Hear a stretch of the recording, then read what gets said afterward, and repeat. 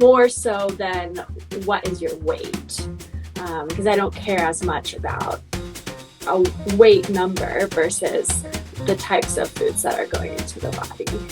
Having really good success right off the bat, I left soccer and decided to focus on running, which I then continued to do into college.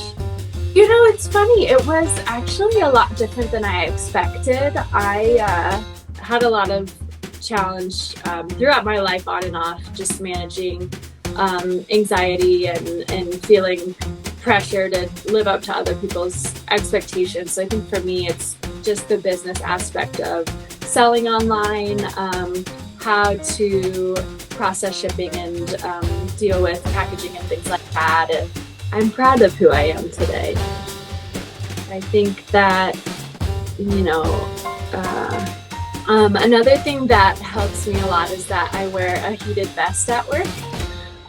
So kind of like what you would wear when you're out skiing. Hello, Diana Edwards. Welcome to Infinite Icons. So wonderful to have you. How are you doing? Thanks so much. Good. I'm happy to be here. Excellent. So which part of the country are you coming to us from? I currently live in Denver, Colorado, and it is the middle of April and we just had a big snowstorm. So definitely Wow. getting through the winter season. Spring hasn't set yet, I guess. I know, yeah. All right. So you are a physical therapist. You have multiple degrees, and you also are an entrepreneur. So let's start with what's your educational background? Yeah, I have a pretty atypical background for physical therapist.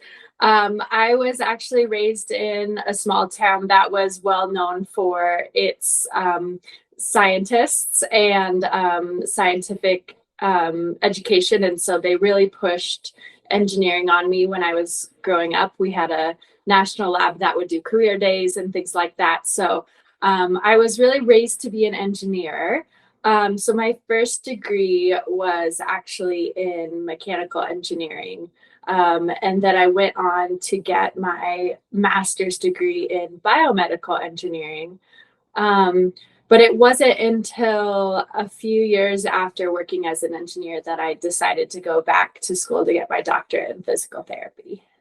So what encouraged you to get into the biomedical field? So it was pretty silly. Like I mentioned about my childhood, my dad told me that I could be any kind of engineer that I wanted to be. And that was my choice. I couldn't choose careers. I could choose specialties of engineering. Meanwhile, I was very big into sports. I was a distance runner and spent a lot of my free time learning about the body and training and weightlifting and things like that. And I was really interested in all of the wellness aspects of nutrition and sleep that went into my running. So I first became interested in more of a health medical type field during that time.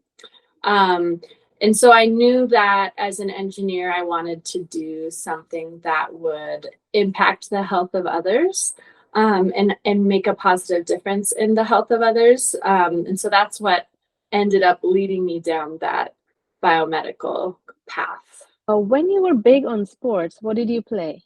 I did soccer growing up, and then when I got into high school, I decided to go out for distance running to improve my soccer skills, but quickly found my first year that I was much better at running than soccer. So I ended up having really good success right off the bat. I left soccer and decided to focus on running, which I then continued to do into college. And were you also into cycling, the road bikes? So I didn't get into cycling and triathlon actually until after I got my master's degree. I had always been so passionate about distance running that I was hoping to, spend my 20s continuing to do road races and things like that. But because I had been battling some injuries as a collegiate runner, I decided to take up swimming and biking to be better for my body, which then led to that unexpected shift of doing triathlon and road cycling. You had your own physical ailments, so you couldn't continue with that. Uh-huh. Yeah, and that, is interestingly enough what ended up exposing me to the field of physical therapy, because I had been doing so much work with my athletic staff on getting through these injuries that I was learning a lot more about anatomy and physiology and the body, and what injuries can look like for runners and things like that. And I found that whole field to be so fascinating and rewarding, more so than what my original path had been. So, according to you, what is better, taking medicine or physical therapy, or do they work hand in hand? I feel very passionate about a full body approach to health. So I do have patients who will be seeing multiple other providers, such as counseling and psychology, nutritionists, sleep physiologists, myself, and a traditional doctor, because I do see some very complex medical cases. So I think that each specialty brings a really important piece to the puzzle. So I don't think that any one path alone brings as much success, because it really takes making sure that someone has, the right fuel, the right rest, the right physiology in their body, the right mechanical input for growing muscle tissue and bone and things like that, as well as like the ability to manage the stress that comes along with the injury. So it's complex. There are a lot of factors there, and there are a lot of challenges that can come up when you don't expect them during a recovery. So I'm more of a team player, I would say, on that front. Brilliant. Yeah. So you earlier mentioned about healthy diet and sleep. Could you Mhm. elaborate a little on that? Yeah, so we know that there are different types of foods that tend to be more inflammatory in the body. So foods that cause more of a reaction, almost like if you had seasonal allergies. Think about if you were putting food in your body that was causing that kind of inflammation, that makes it a lot more difficult for your body to heal. And then on the flip side, we know that there are foods that can help trigger some of that healing. So I really think about foods in three buckets as either being neutral for the body, harmful for the body, or helpful for the body. So I like to look at, okay, what are you eating right now? And how can we shift those from the neutral or negative categories closer towards the healing categories, to help calm things down. So like you'll see a lot of times, probably the most popular is like anti-inflammatory diets for arthritis. So things that are really common there. Ginger and turmeric in diets are really good for calming the body down, making sure that you're getting a lot of leafy greens and antioxidants. So lots of good vitamins and minerals in there. And then being cautious around avoiding things like dairy and heavy meats and sugars and caffeine and things like that that tend to be more inflammatory. So thinking more along the lines of like, how does this affect healing in the body more so than what is your weight? Because I don't care as much about a weight number versus the types of foods that are going into the body. What's the role of sugar in healing? Because in America, sugar is prevailing. You buy anything and everything has sugar in it for sure. Yeah. So how can somebody deal with that? Yeah, and that's tricky too because I will be honest, I am not willing to stop eating sour gummy candies despite like my chronic illness. So there's some things that I won't budge on, and I also won't budge on my morning coffee, even though I know it's not the best for me. But yeah, I mean, nutritionists would be able to tell you in more detail, but we know that, like I was mentioning before, that those sugars are going to cause the body to be more reactive. And that tends to just present as like slower healing, more aches and pains, more fogginess, fatigue, things like that. So, really being cautious about those like sneaky sugars, like sugars in yogurt or sugars in juices and things like that, where you might not think of it as like a candy, but still it like sneaks in there. True, we can't forget the cakes and donuts. Yeah. Yeah, I feel like it can be so hard for patients too, because like there are some things that are very obviously unhealthy, but then there's other things that like you wouldn't have thought about, like you wouldn't think about how much sugar is in yogurt unless you really looked at it. So it can be tricky for someone that's maybe not looking in those different foods. So yeah. Right. Has veganism got to play any role in all these dietary restrictions or healthy diet? Yeah, so I mentioned to you last time we talked that I struggle with autoimmune condition, and I'm very passionate about my eating being a big component to me feeling better. So initially, I started eating gluten-free and dairy-free to help with my pain.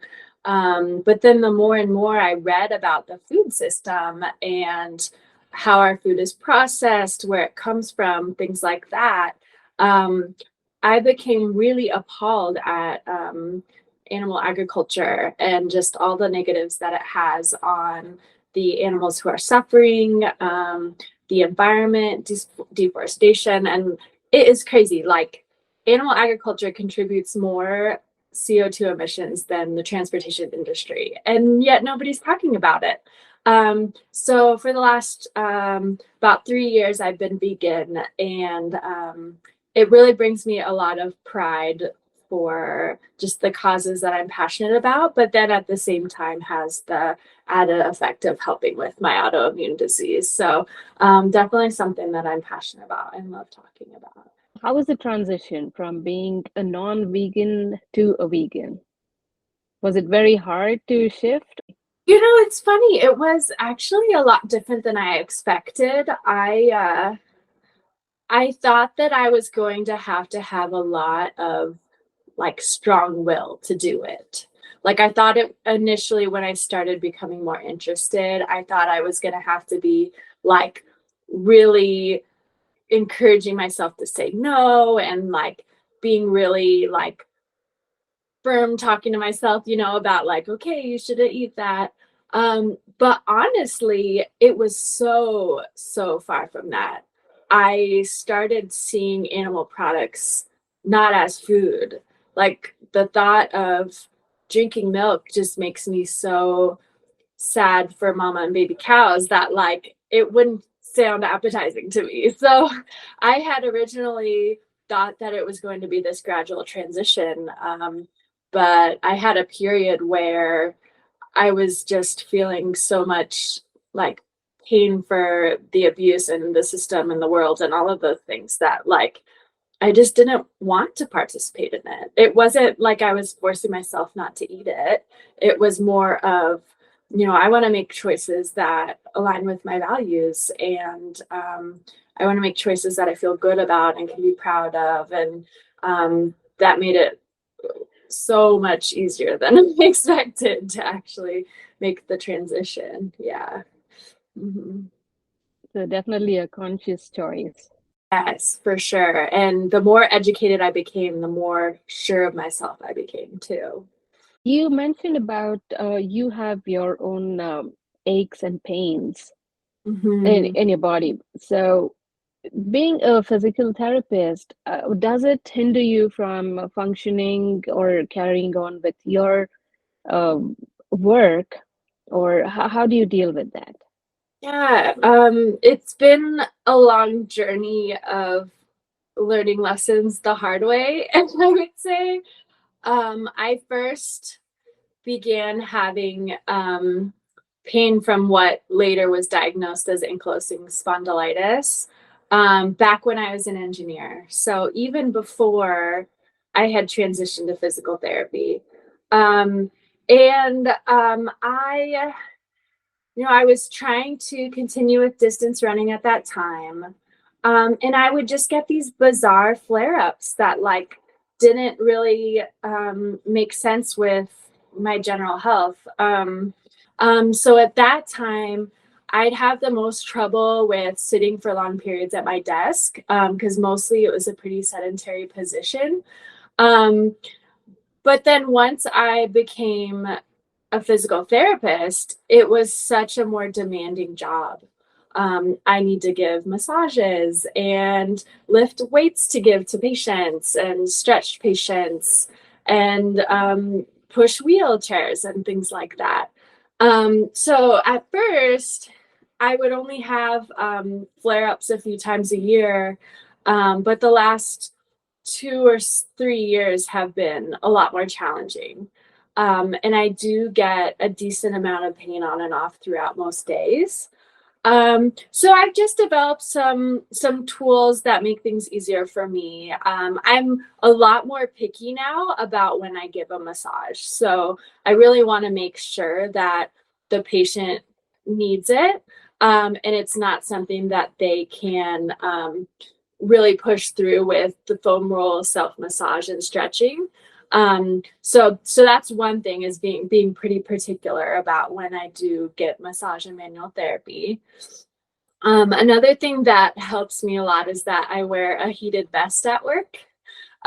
So kind of like what you would wear when you're out skiing. It has heating coils in it and it has a battery, and it just looks like a regular vest, but I can heat it up on my back to help relax my spine. So I work with a lot of kids and they'll tease me about when I'm wearing my heated vest when it's like 80 degrees outside. But I find that just like having the heat on my body can be really helpful. And then I just have to be more cautious too about stretching during the day at work, taking breaks, making sure that I'm keeping up on all those important pieces in life of sleeping well, eating well, being hydrated, all of those things.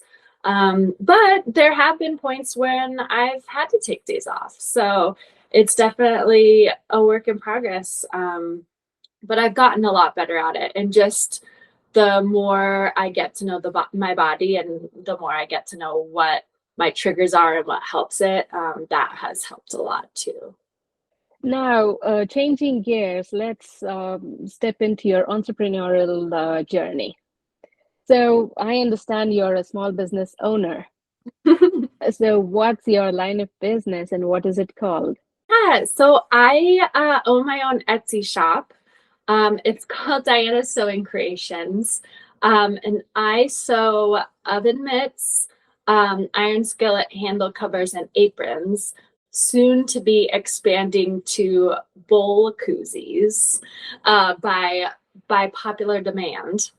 And this is something that just kind of came out of nowhere. I've always really enjoyed sewing. I started sewing at age 3. My grandmother taught me how to make stitches on just plain fabric. So, growing up in middle school and high school, my best friend and I would quilt together, and her mom helped me learn more about using a machine and assembling quilts and things like that. So it's been something that I've enjoyed my whole life. But it didn't really become a business until COVID happened. Um, I was in physical therapy school at the time, and our school went all online. So I was losing my mind at home and decided to kind of spend that time towards something that I was passionate about. And it was honestly like it was a blessing because I was going through a really rough period in my life. I was struggling with severe anxiety, and I had needed to take some time away from physical therapy school because of all the stress and pressure that I was not able to cope with very well. So my therapist at the time was trying to encourage me to become more involved in things that I was passionate about. And the thing that came to mind for me was sewing. And the year before COVID, I had decided to make oven mitts for holiday gifts, just as something fun to learn how to make. I had a family member that had the grossest oven mitts, and I was like, oh my gosh, like I bet I could make some to replace those. So that's what initially got me to learn how to make them. And I got such good feedback. And slowly but surely, my mom was saying, oh, can you make these for my coworker? Or my brother was like, oh, you know, my roommate might want these or whatnot. And then before I knew it, I was making so many. And people were saying, like, I would pay money for these. And so it was something that I just fell into. It wasn't something that I was really putting pressure on myself to do. It was more of a like, wow, I'm really enjoying this. And like, they turn out good and people like them. And I was getting good feedback. So at first I was just selling them to friends, and my Etsy store was more of just, you know, something to share with family and things like that. But then I started selling more and more, ultimately to this year, leading me to sell at my first craft fair last month. Wow, congratulations. That sounds awesome. So, what have you learned as an online business owner? What are your learnings? Oh, yes. Well, first off, I definitely do not do a good job profit-wise because I love buying fabric. And so a lot of times I'm just so excited about all of the products I want to make with this cute new fabric that I buy like enough for a few months. So financially wise, like that's not my big driver at this point. For me, it's more about exposure and sharing my work with others. But it did take me some time to learn just the business aspect of selling online, how to process shipping and deal with packaging and things like that, and make sure that things are being wrapped up professionally and sent out on time. I'm able to get discounted shipping through Etsy, which is really helpful. And I can just print out the labels at home. So I buy the shipping online, and then it just prints out the barcode and address label for me. So then I don't have to wait in line at the post office. I just drop it off in the bin. So that made things a lot faster, which was really good, and streamlined things for me. And you know, just always working on trying to make my listings feel more welcoming, and encouraging people to leave reviews when they can, because that always helps too. But then the other aspect of it was starting to promote on social media and being able to link my Instagram and Facebook and Etsy together and kind of market those together. So all things that anyone could learn, but I just didn't know anything about going into it. So you get to learn only when you actually put your foot into that. Yeah, totally. So if you could suggest someone, what are the common hiccups one should expect when starting a business? Well, definitely not being successful right off the bat.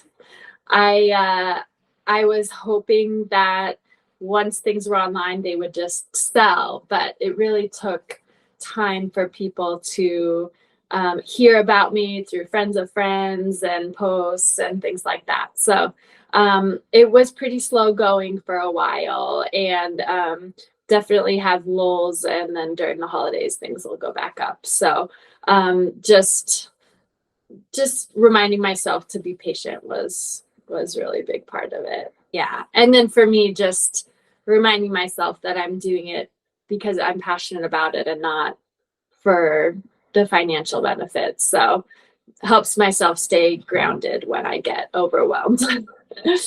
Being a woman entrepreneur, how has it played out? Is it challenging or it doesn't matter in your particular line of business? Um, yeah, I think for me, I mean, I'm still relatively new. I still consider myself to be starting out. I think I put more into like the character of who I am in my work, and that's like where I tend to focus on versus, trying to pave way as a female. I When I was at the craft fair when I was selling last month, I was actually really impressed with how many women there were out there. So that was super, super cool to see. And I think that, a lot of us have been so crafty all our lives, but it's not until this online sales like came up in the last like 15 years that people could really start doing this. So I think that it's been a really good way to give like stay-at-home moms and like people that maybe don't have time for a full-time career, like another way to be involved in the community and things like that. So yeah, I don't know. That's something I haven't thought too much about yet.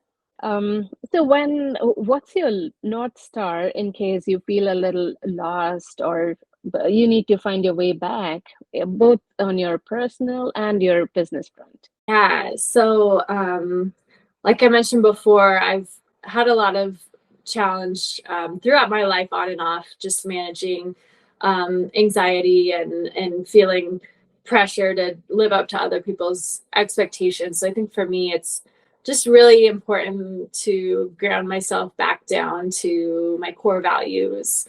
And for me, the people in my life are what mean the most to me.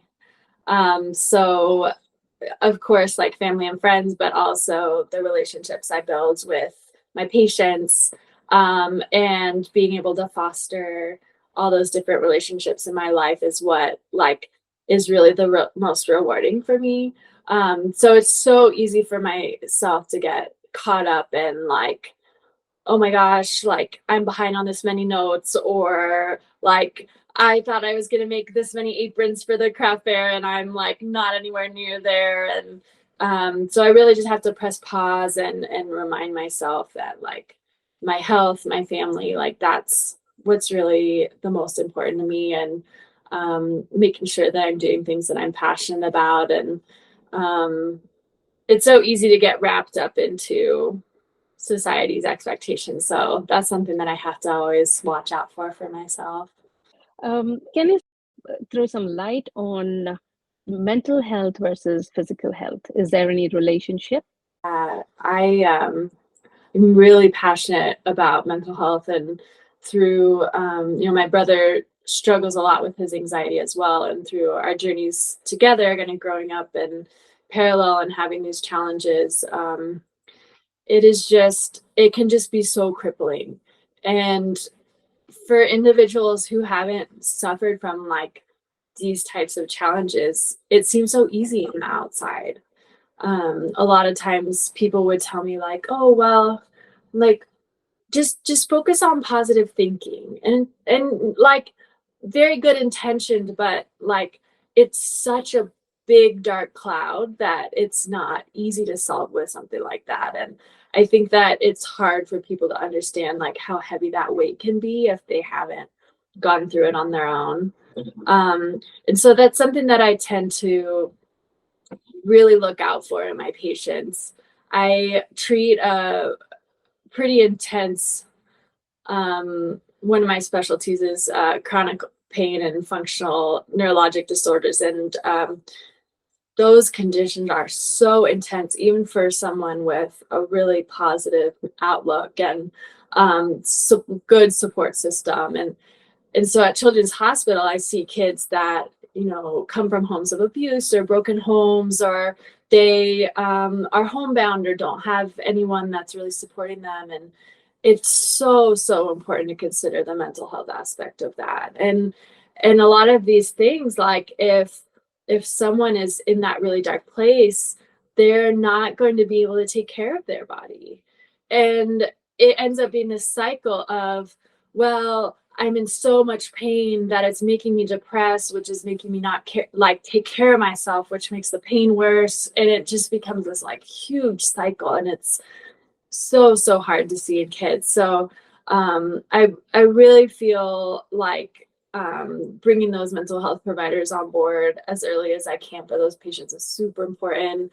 Um, and then making sure to take care of myself too as a caregiver, you know. So yeah, it's crucial. And I think there are too many providers out there that don't give it enough weight, because it can just be so crushing to be challenged with both physical and mental aspects of health at the same time.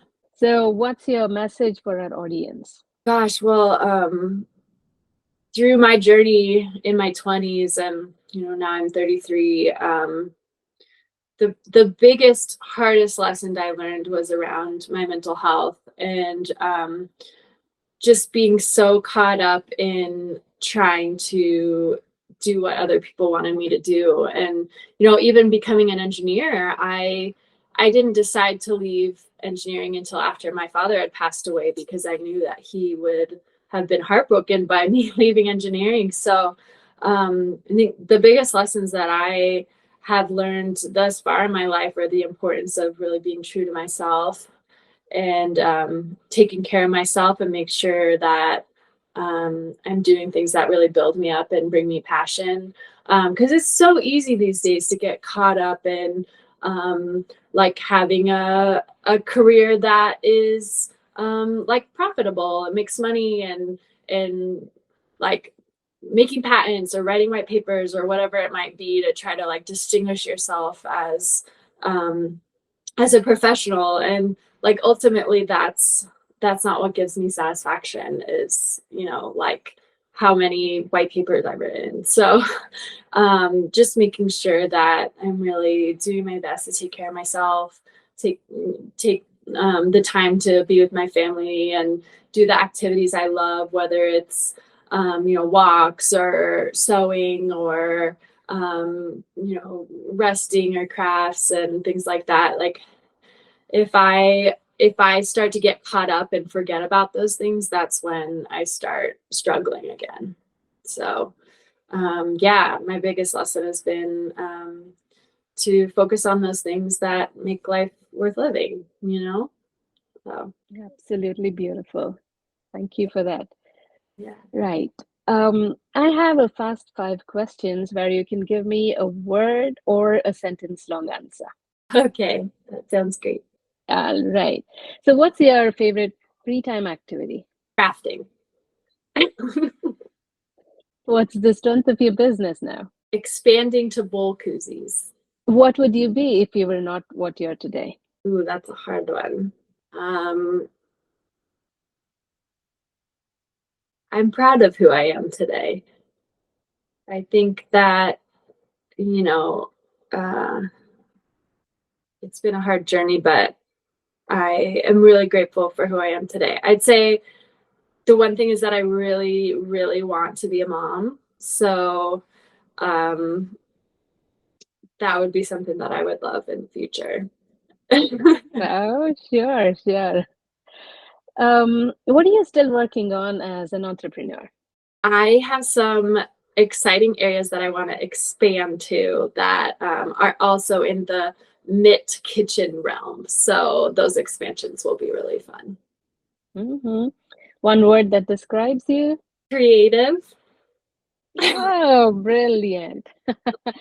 Fantastic, Diana. That was wonderful. It was really nice talking to you, and a lot of insights on physical health and mental health and how to take care of yourself. Wonderful. Thank you so much for sharing your thoughts. It's Yeah. really valued. Yeah. Yeah, and I'm happy to provide my contact if anyone is interested in chatting more with me.